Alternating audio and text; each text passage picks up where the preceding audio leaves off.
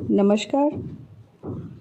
आज आपके सामने प्रस्तुत है मुंशी प्रेमचंद्र जी के द्वारा लिखी हुई कहानी घर जमाई। हरिधन जेठ की दोपहरी में ऊख में पानी देकर आया और बाहर ही बैठा रहा। घर में से धुआं उठता नजर आता था। छन छन की आवाज़ भी आ रही थी। उसके दोनों साले उसके बाद आए और घर में चले गए। दोनों सालों के लड़के भी आए और उसी तरह अंदर दाखिल हो गए, पर हरिधन अंदर न जा सका।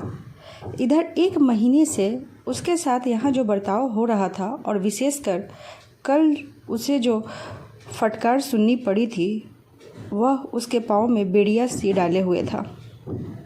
कल उसकी सास ने ही तो कहा था, मेरा जी भर गया है तुमसे, मैं तुम्हारी ज़िंदगी भर का ठेका लिए नहीं बैठी हूँ। और सबसे बढ़कर अपनी स्त्री की निष्ठुरता ने उसके हृदय के टुकड़े टुकड़े कर दिए थे। वह बैठी या फटकार सुनती रही, पर एक बार तो उसके मुंह से न निकला, अम्मा तुम क्यों इनका अपमान कर रही हो। बैठी गटगट सुनती रही। शायद मेरी दुर्गति पर खुश हो रही थी। इस घर में वह कैसे जाए? क्या फिर वही गालियाँ खाने, वही फटकार सुनने के लिए? और आज इस घर में जीवन के 10 साल गुजर जाने पर यह हाल है। मैं किसी से कम काम नहीं करता। दोनों साले मीठी नींद सो रहते हैं और मैं बैलों को सानी पानी देता हूँ, छाटी काटता हूँ। वहाँ सब लोग पल पल पर चिल्लम पीते हैं। मैं आंखें बंद किए अपने काम में लगा रहता हूँ। संध्या समय घर वाले गाने बजाने चले जाते हैं। मैं घड़ी रात भर गाय भैंसें धोता रहता हूँ। उसका यह पुरस्कार मिल रहा है कि कोई खाने को भी नहीं पूछता, उल्टे गालियाँ मिलती है खाने को। उसकी स्त्री घर से डोल लेकर निकली और बोली, जरा किसी कुएं से पानी खींच लो, एक बूंद पानी नहीं है। हरिधन ने डोल लिया और कुएं से पानी भर लाया। उसे जोर की भूख लगी हुई थी। समझा अब खाने को बुलाने आवेगी, मगर स्त्री डोल लेकर अंदर गई तो वहीं की हो रही। हरिधन थका मांदा क्षुधा से व्याकुल पड़ा सो गया। सहसा उसकी स्त्री गुमानी ने आकर उसे जगाया। हरिधन ने पड़े पड़े कहा, क्या है? क्या पड़ा भी न रहने दोगी या और पानी चाहिए? गुमानी ने कटु स्वर में बोला, गुड़ाते क्यों हो? खाने को तो बुलाने आई हूँ। हरिधन ने देखा उसके दोनों साले और बड़े सालों के दोनों लड़के भोजन किए चले आ रहे हैं। उसकी देह में आग लग गई। मेरी अब यह नौबत पहुँच गई है कि इन लोगों के साथ बैठकर खा भी नहीं सकता। ये लोग मालिक है, मैं इनकी जूठी थाली चाटने वाला हूँ। मैं इनका कुत्ता हूँ जिसे खाने के बाद एक टुकड़ा रोटी डाल दी जाती है। यही घर है जहाँ आज से 10 साल पहले उसका कितना आदर सत्कार होता था। साले गुलाम बने रहते थे। सास मुँह जोती रहती थी, स्त्री पूजा करती थी। तब उसके पास रुपये थे, जायदाद थी। अब वह दरिद्र है। उसकी सारी जायदाद को इन्हीं लोगों ने पूरा कर दिया। अब उसे रोटियों को भी लाले पड़े हैं। उसके जी में एक ज्वाला सी उठी कि इसी वक्त अंदर जाकर सास को और साले को भीगो भीगो कर लाए, पर जब्त करके रह गया। पड़े पड़े बोला, मुझे भूख नहीं है, आज न खाऊंगा। गुमानी ने कहा, न खाओगे मेरी बला से? हाँ नहीं तो खाओगे, तुम्हारे ही पेट में जाएगा, कुछ मेरे पेट में थोड़ी ही चला जाएगा। हरिधन का क्रोध आंसू बन गया। यह मेरी स्त्री है जिसके लिए मैंने अपना सर्वस्व मिट्टी में मिला दिया। मुझे उल्लू बनाकर यह सब अब यह निकाल देना चाहते हैं। वह अब कहाँ जाए, क्या करे? उसकी सास आकर बोली, चलकर खा क्यों नहीं लेते जी? रुठते किस बात पर हो? यहाँ तुम्हारे नखरे सहने का किसी में बूता नहीं है। जो देते हो वह मत देना, और क्या करोगे? तुमसे बेटी ब्याही है, कोई कुछ तुम्हारी ज़िंदगी का ठिका नहीं लिखा है। हरिधन ने मर्माहत होकर कहा, हाँ अम्मा, मेरी भूल थी कि मैं यही समझ रहा था। अब मेरे पास क्या है कि तुम मेरी ज़िंदगी का ठेका लोगी? जब मेरे पास भी धन था तब सब कुछ आता था, अब दरिद्र हूँ, तुम क्यों बात पूछोगी? बूढ़ी सास भी मुंह फुलाकर भीतर चली गई। बच्चों के लिए बाप एक फालतू सी चीज़, एक विलास की वस्तु है, जैसे घोड़े के लिए चने या बाबुओं के लिए मोहन भाग। माँ रोटी दाल है, मोहन भाग उम्र भर न मिले तो किसका नुकसान है, मगर एक दिन रोटी दाल के दर्शन न हो तो फिर देखिए क्या हाल होता है। पिता के दर्शन कभी कभी शाम सवेरे हो जाते हैं। वह बच्चे को उछालता है, दुलारता है, कभी गोद में लेकर या उंगली पकड़कर सैर कराने ले जाता है, और बस यही उसके कर्तव्य की इति है। वह प्रदेश चला जाए तो बच्चे को परवाह नहीं होती, लेकिन माँ तो बच्चे का सर्वस्व है। बालक एक मिनट के लिए भी उसका वियोग नहीं सह सकता। पिता कोई हो उसे परवाह नहीं, केवल एक उछालने कूदने वाला आदमी होना चाहिए। लेकिन माता तो अपनी ही होनी चाहिए, 16 आने अपनी, वही रूप, वही रंग, वही प्यार, वही सब कुछ। वह अगर नहीं है तो बालक के जीवन का स्रोत मानो सूख जाता है। फिर वह शिव की नंदी है जिस पर फूल या जल चढ़ाना लाजमी नहीं, अख्तियारी है। हरधन की माता आज 10 साल हुए देहांत हो गया था। उस वक्त उसका विवाह हो चुका था। वह 16 साल का कुमार था, पर माँ के मरते ही उसे मालूम हुआ कि मैं कितना निसहाय हूँ, जैसे उस पर कोई अधिकार ही न रहा हो। बहनों के विवाह हो चुके थे, भाई कोई दूसरा न था। बेचारा अकेले घर में जाते भी डरता था। माँ के लिए रोता था, पर माँ की परछाई से डरता था। जिस कोठरी में उसने देह त्याग किया था उधर वह आंखें उठाकर भी नहीं देखता। घर में एक बुआ थी, वही हरिधन का बहुत दुलार करती। हरिधन को अब दूध ज़्यादा मिलता, काम भी कम करना पड़ता। बुआ बार बार पूछती, बेटा कुछ खाओगे? बाप भी अब उसे ज़्यादा प्यार करता, उसके लिए अलग एक गाय मंगवा दी। कभी कभी उसे कुछ पैसे दे देता कि जैसे चाहे खर्च करो, पर इन मरहमों से वह घाव न पूरा होता था जिसने उसकी आत्मा को आहत कर दिया था। यह दुलार और प्यार उसे बार बार माँ की याद दिलाता। माँ की घुड़कियों में जो मज़ा था वह क्या इस दुलार में था? माँ से मांग कर, लड़ कर, ठुनक कर, रूठ कर लेने में जो आनंद था वह क्या इस भिक्षादान में था? माँ पहले वह स्वस्थ था, मांग कर खाता, लड़ कर खाता। अब वह बीमार था, अच्छे से अच्छा पदार्थ उसे दिए जाते पर भूख न थी। साल भर तक इस दशा में रहा, फिर दुनिया बदल गई। एक नई स्त्री जिसे लोग उसकी माता कहते थे उसके घर में आई और देखते देखते एक काली घटा की तरह उसके संकुचित भूमंडल पर छा गई। सारी हरियाली, सारे प्रकाश पर अंधकार का पर्दा पड़ गया। हरिधन ने इस नकली माँ से बात तक न की, कभी उसके पास गया तक नहीं। एक दिन घर से निकला और ससुराल चला आया। बाप ने बार बार बुलाया, पर उनके जीते जी वह फिर उस घर में न गया। जिस दिन उसके पिता का देहांत की सूचना मिली उसे एक प्रकार का ईर्ष्यामय हर्ष हुआ। उसकी आंखों से आंसू की एक बूंद भी न आई। इस नए संसार में आकर हरिधन को एक बार फिर मातृ स्नेह का आनंद मिला। उसकी सास ने ऋषि वरदान की भांति उसके शून्य जीवन को विभूतियों से परिपूर्ण कर दिया। मणिभूमि में हरियाली उत्पन्न हो गई। सालियों की चुहल में, सास के स्नेह में, सालों के वाक विलास में और स्त्री के प्रेम में उसके जीवन की सारी आकांक्षाएं पूरी हो गई। सास कहती, बेटा तुम इस घर को अपना ही समझो, तुम ही मेरी आंखों के तारे हो। वह उससे अपने लड़कों की, बहुओं की शिकायत करती। वह दिल में समझता था, सास जी मुझे अपने बेटों से भी ज़्यादा प्यार करती है। बाप के मरते ही वह घर गया और अपने हिस्से की जायदाद को कूड़ा करके रुपयों की थैली लिए हुए आ गया। अब उनका दूना आदर सत्कार होने लगा। उसने अपनी सारी संपत्ति सास के चरणों में अर्पण करके अपने जीवन को सार्थक कर दिया। अब तक उसे कभी कभी घर की याद आ जाती थी। अब भूलकर भी उसकी याद न आती, मानो वह उसके जीवन का कोई भीषण कांड था जिससे भूल जाना ही उसके लिए अच्छा था। वह सबसे पहले उठता, सबसे ज़्यादा काम करता। उसके मनोयोग को देखकर, उसका परिश्रम देखकर गांव के लोग दांतों तले उंगली दबाते थे।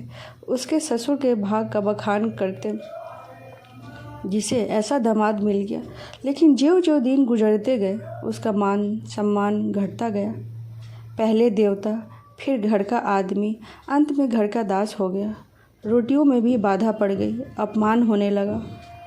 अगर घर के लोग भूखे मरते और साथ में उसे भी मरना पड़ता तो उसे जरा भी शिकायत ना होती। लेकिन जब देखता और लोग मूँछों पर ताव दे रहे हैं, केवल मैं ही दूध की मक्खी बना दिया गया हूँ, तो उसके अंतःस्थल से एक लंबी ठंडी आह निकलती। अभी उसकी उम्र 25 ही साल की तो थी।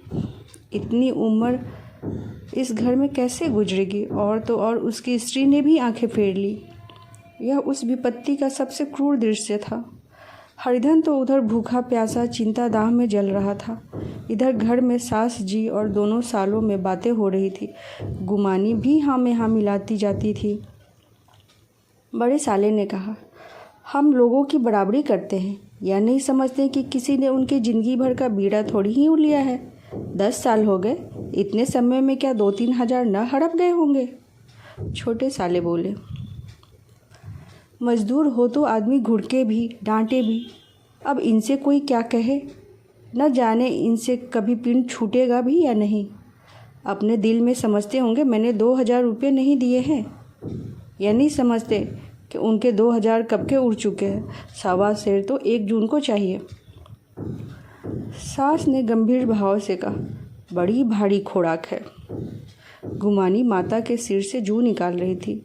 सुलगते हुए हृदय से बोली, निकम्मे आदमी को खाने के सिवा और काम ही क्या रहता है?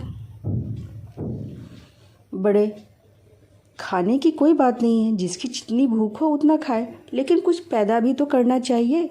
या नहीं समझते कि पहुनई में कितने दिन किसी के दिन कटे हैं? छोटे, मैं तो एक दिन कह दूंगा, अब अपनी राह लीजिए, आपका कर्जा नहीं खाया है। गुमानी घर वालों की ऐसी ऐसी बातें सुनकर अपनी पति से ही द्वेष करने लगी। अगर वह बाहर से 4 पैसे लाता तो इस घर में उसका कितना मान सम्मान होता। वह भी रानी बनकर रहती। न जाने क्यों बाहर जाकर कमाते उनकी नानी मरती है। गुमानी की मनोवृत्तियाँ अभी तक बिल्कुल बालपन की सी थी। उसका अपना कोई घर न था। उसी घर का हित अहित उसके लिए भी प्रधान था। वह भी उन्हीं शब्दों में विचार करती, इस समस्या को उन्हीं आँखों से देखती जैसे घर वाले देखते थे। सच तो 2000 रुपये में किसी का मोल ले लेंगे। 10 साल में 2000 होते ही क्या है? 200 ही तो साल भर के हुए। क्या 2 आदमी साल भर में 200 भी न खाएंगे? फिर कपड़े लत्ते, दूध, घी सभी कुछ तो है। 10 साल हो गए, एक पित्तल का छल्ला नहीं बना। घर से निकलते तो जैसे इनके प्राण निकलते हैं। जानते हैं जैसे पहले पूजा होती थी वैसे ही जन्म भर होती रहेगी। या नहीं सोचते कि पहले की बात और थी, अब और बात है। बहू तो पहले ससुराल जाती है तो उसका कितना महात्म होता है। उसके डोली से उतरते ही बाजे बजते हैं। गांव मोहल्ले की औरतें उसका मुंह देखने आती हैं और रुपये देती है। महीनों उसे घर भर से अच्छा खाने को मिलता है, अच्छा पहनने को, कोई काम नहीं लिया जाता। लेकिन 6 महीने बाद कोई उसकी बात भी नहीं पूछता। वह घर भर की लौंडी हो जाती। उनके घर में मेरी भी तो वही गति होती। फिर काहे को रोना? जो यह कहो कि मैं तो काम करता हूँ तो तुम्हारी भूल है, मजूर की है और बात है। उसे आदमी डांटता है भी है, मारता भी है। जब चाहता है रखता है, जब चाहता है निकाल देता है, कस कर काम लेता है। या नहीं कि जब जी में आया कुछ काम किया, जब जी में आया पढ़कर सो रहे। हरदन अभी भी पड़ा अंदर ही अंदर सुलग रहा था कि दोनों साले बाहर आए। बड़े साहब बोले, भैया उठो, तीसरा पहर ढल गया है, कब तक सोते रहोगे? सारा खेत पड़ा हुआ है। हरदन चट उठ बैठा और तीव्र स्वर में बोला, क्या तुम लोगों ने मुझे उल्लू समझ रखा है? दोनों साले हक्के बक्के हो गए। जिस आदमी ने कभी जबान नहीं खोली, हमेशा गुलामों की तरह हाथ बांध हाजिर रहा, वह आज एकाएक इतना आत्माभिमानी हो गया। यह उनको चौंका देने के लिए काफ़ी था। कुछ जवाब न सूझा। हरिधन ने देखा इन दोनों के कदम उखड़ गए हैं तो एक धक्का और देने की प्रबल इच्छा को न रोक सका।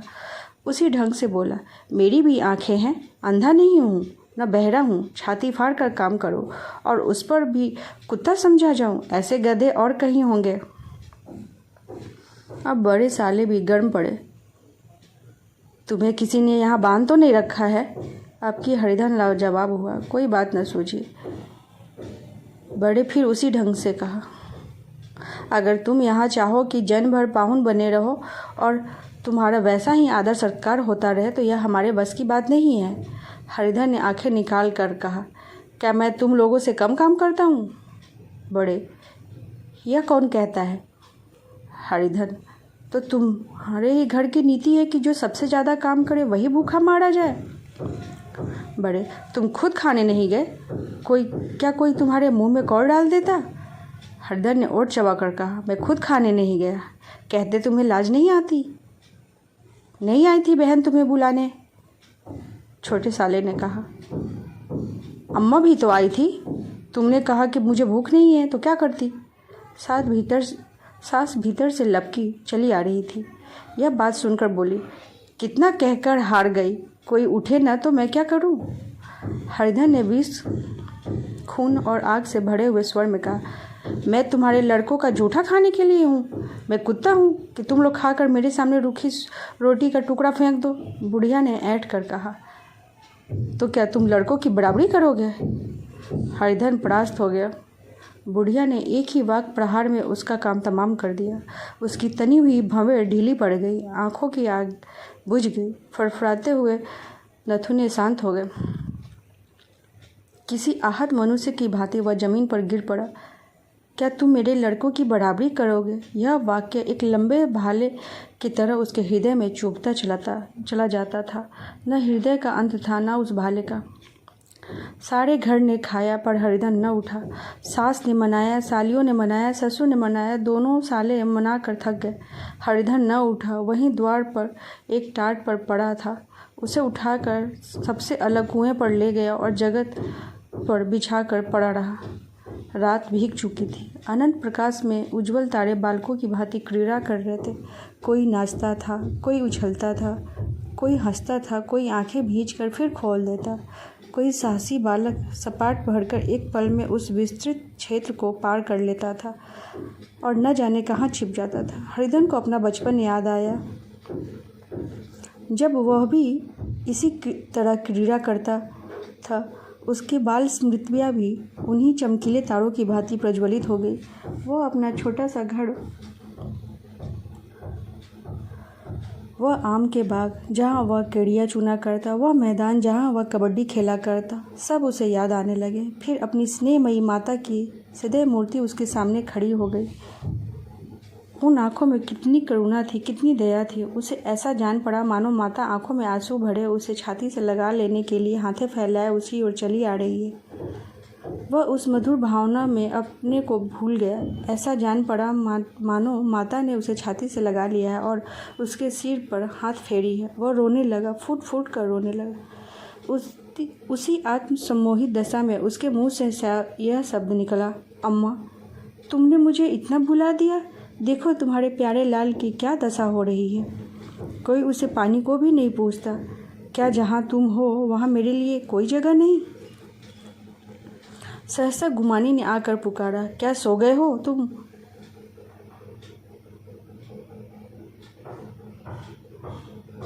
न जान ऐसी राक्षसी, किसी को ऐसी राक्षसी नींद ना आए। चलकर खा क्यों नहीं लेते? कब तक तुम्हारे लिए कोई बैठा रहे? हरिधन उस कल्पना जगत के क्रूर प्रत्यक्ष में आ गया था। वही कुएं की जगत थी, वही फटा हुआ टाट। गुमानी सामने खड़ी कह रही थी, कब तक तुम्हारे लिए कोई बैठा रहे? हरिधन उठ बैठा, मानो तलवार मयान से निकाल कर बोला, भला तुम्हें मेरी सूझ तो आई? मैंने तो कह दिया था मुझे भूख नहीं। गुमानी, तो कै दिन न खाओगे? अब इस घर का पानी भी न पीऊँगा। तुझे मेरे साथ चलना है या नहीं? दृढ़ संकल्प से भरे हुए इन शब्दों को सुनकर गुमानी सहम उठी। बोली, कहाँ जा रहे हो? हरिधन मानो नशे में कह रहा, तुझे इससे मतलब? मेरे साथ चलोगी या नहीं? फिर पीछे से न कहना मुझसे कहा नहीं। गुमानी, आपत्ति के भाव से बोली। तुम बताते क्यों नहीं? कहाँ जा रहे हो? तुम मेरे साथ चलेगी या नहीं? जब तक तुम मुझे बता न दोगे मैं नहीं जाऊंगी। तो मालूम हो गया तू नहीं जाना चाहती। मुझे इतना ही पूछना था, नहीं तो अब तक मैं आधी दूर निकल गया होता। यह कहकर उठा और अपने घर की ओर चला। घुमानी पुकारती रही, सुनो, सुन तो लो। मील की मंजिल हरिधन ने 5 घंटों में तय की। जब वो अपने गांव की अमरइयों के सामने पहुंचा तो उसकी मातृभावना उषा की सुनहरी गोद में खेल रही थी। उन वृक्षों को देखकर उसका विहल हृदय नाचने लगा। मंदिर का वह सुनहरा कलश देखकर वह इस तरह दौड़ा मानो एक छलांग में उसके ऊपर जा पहुंचेगा। वह वेग में दौड़ा जा रहा था, मानो उसकी माता गोद फैलाए उसे बुला रही थी। जब वह आमों के बाग में पहुंचा, जहां डालियों पर बैठकर वह हाथी की सवारी का आनंद पाता था, जहां कच्ची बेरों और लिसोड़ों में एक स्वर्गीय स्वाद था, तो वह बैठ गया और भूमि पर सिर झुकाकर रोने लगा, मानो अपनी माता को अपनी विपत्ति कथा सुना रहा हो। वहाँ की वायु में, वहाँ के प्रकाश में मानो उसकी विराट रूपिणी माता व्याप्त हो रही थी। वहाँ की अंगुल अंगुल भूमि माता के पद चिन्हों से पवित्र थी। माता के स्नेह में डूबे हुए शब्द अभी तक मानो आकाश में गूंज रहे थे। इस वायु और इस आकाश में न जाने कौन सी संजीवनी थी जिसने उसके शोकाकुल हृदय को बालोत्साह से भर दिया। वह एक पेड़ पर चढ़ गया और अधर से आम तोड़ तोड़ कर खाने लगा। सास के वह कठोर शब्द, स्त्री का वह निष्ठुर आघात, वह सारा अपमान वह भूल गया। उसके पाँव फूल गए थे, तलवों में जलन हो रही थी, पर इस आनंद में उसे किसी बात का ध्यान न था। सहसा रखवाले ने पुकारा, वह कौन ऊपर चढ़ा हुआ है रे? उतर अभी, नहीं तो ऐसा पत्थर खींच के मारूंगा कि वही ठंडे हो जाओगे। उसने कई गालियाँ भी दी। इस फटकार और इन गालियों में इस समय हरिधन को अलौकिक आनंद मिल रहा था, पर डालियों में छिप गया। कई आम काट काट कर नीचे गिराए और जोर से ठट्ठा मारकर हंसा। ऐसी उल्लास से भरी हुई हंसी उसने बहुत दिनों से न हंसी थी। रखवाले को वह हंसी परिचित सी मालूम हुई, मगर हरिधन यहाँ कहाँ? वह तो ससुराल की रोटियां तोड़ रहा है। कैसा हंसोड़ा था, कितना चिलबिला, न जाने बेचारे का क्या हाल हुआ। पेड़ की डाल से तालाब में कूद पड़ता था। अब गांव में ऐसा कौन है? डांट कर बोला, वहाँ बैठे बैठे हंसोगे तो वहीं आकर सारी हंसी निकाल दूंगा, नहीं तो सीधे से उतर जाओ। वह गालियाँ देने जा रहा था कि एक गुठली आकर उसके सिर पर लगी। सिर सहलाता हुआ बोला, यह कौन है शैतान? नहीं मानता? ठहर तो, अभी आकर तेरी खबर लेता हूँ। उसने अपनी लकड़ी नीचे रख दी और बंदरों की तरह चटपट ऊपर चढ़ गया। देखा तो हरिधन बैठा मुस्कुरा रहा है। चकित होकर बोला, अरे हरिधन, तुम यहाँ कब आए? इस पेड़ पर कब से बैठे हो? दोनों बचपन के सखा वहीं गले मिले। यहाँ कब आए? चलो घर चलो। भले आदमी, क्या आम भी मैसर नहीं होते थे? हरिधन ने मुस्कुरा कर कहा, मगरू, इन आमों में जो स्वाद है वह और कहीं के आमों में नहीं है। गांव का क्या रंग ढंग है मगरू, सब चैन चान है भैया। तुमने तो जैसे नाता ही तोड़ लिया। इस तरह कोई अपना गांव घर छोड़ देता है? जब से तुम्हारे दादा मरे सारी गृहस्थी चौपट हो गई। 2 छोटे छोटे लड़के हैं, उनके किए क्या होता है? हरिधन, मुझे अब उनकी गृहस्थी से क्या वास्ता है भाई? मैं तो अपना ले दे चुका हूँ। मजूरी तो मिलेगी ना, तुम्हारी गया ही मैं चढ़ा दिया करूँगा, मुझे खाने को तो दे देना। मगरू ने अविश्वास के भाव से कहा, अरे भैया कैसी बात करते हो? तुम्हारे लिए तो जान तक हाजिर है। क्या ससुराल में अब न रहोगे? कोई चिंता नहीं, पहले तो तुम्हारा घर ही का उसे संभालो। छोटे छोटे बच्चे हैं, उनको पालो। तुम नई अम्मा से नाहक डरते थे, बड़ी सीधी है बेचारी। बस अपनी माँ ही समझो, तुम्हें पाकर तो निहाल हो जाएगी। अच्छा, घरवाली को भी तो लाओगे? हरिधन, उसका अब मैं मुँह ना देखूँगा, मेरे लिए वह मर गई।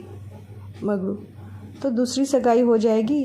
अब की ऐसी मिहरिया ला दूंगा कि उसके पैर धो धो कर पियोगे। लेकिन कहीं पहले वाली भी आ गई तो? हरिधन, वह ना आएगी।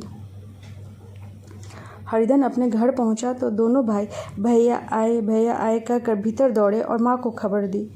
उस घर में कदम रखते ही हरिधन को ऐसी शांति महिमा का अनुभव हुआ मानो वह अपनी माँ की गोद में बैठा हुआ है। इतने दिनों ठोकरे खाने से उसका हृदय कोमल हो गया था। जहाँ पहले अभिमान था, आग्रह था, हेकड़ी थी, वहाँ अब निराशा थी, पराजय था, याचना थी। बीमारी का जोर कम हो चला था। अब उस पर मामूली दवा भी असर कर सकती थी। किले की दीवारें छिद चुकी थी, अब उसमें घुस जाना असह्य न था। वही घर जिससे एक दिन विरक्त हो गया था, वह अब गोद फैलाए उसे आश्रय देने को तैयार था। हरिधन निर्मल मन यह आश्रय पाकर मानो तृप्त हो गया। शाम को विमाता ने कहा, बेटा तुम घर आ गए, हमारे धन भाग, अब इन बच्चों को पालो। माँ का नाता न सही, बाप का नाता तो है। मुझे एक रोटी दे देना, खाकर एक कोने में पड़ी रहूँगी। तुम्हारी अम्मा से मेरी बहन का नाता है, उस नाते से तो तुम मेरे लड़के होते हो। हरिधन ने माता की विहल आँखों को विमाता के रूप में अपनी माता के दर्शन हुए। घर के एक एक कोने में मातृ स्मृतियाँ की छठा चांदनी की भांति छिड़की हुई थी। विमाता का प्रौढ़ मुखमंडल भी उसे छठा से रंजित था। दूसरे दिन फिर कंधे पर हरिधन हल रख कर खेत को चला। उसके मुख पर उल्लास था, गांव आंखों में गर्व। वह अब किसी के आश्रित नहीं, आश्रयदाता था। किसी के द्वार का भिक्षुक नहीं था, घर का रक्षक था। एक दिन उसने सुना गुमानी ने दूसरा घर कर लिया। माँ से बोला, तुमने सुना काकी, गुमानी ने घर कर लिया। काकी ने कहा, घर क्या कर लेगी, ठट्ठा है, बिरादरी में ऐसा अंधेर, पंचायत नहीं अदालत तो है। हरिधन ने कहा, नहीं काकी, बहुत अच्छा हुआ, ला महावीर जी को लड्डू चढ़ाऊँ। मैं तो डर रहा था कि कहीं मेरे गले ना आ पड़े। भगवान ने मेरी सुन ली। मैं वहाँ से यही ठान कर चला था कि अब उसका मुंह ना देखूंगा।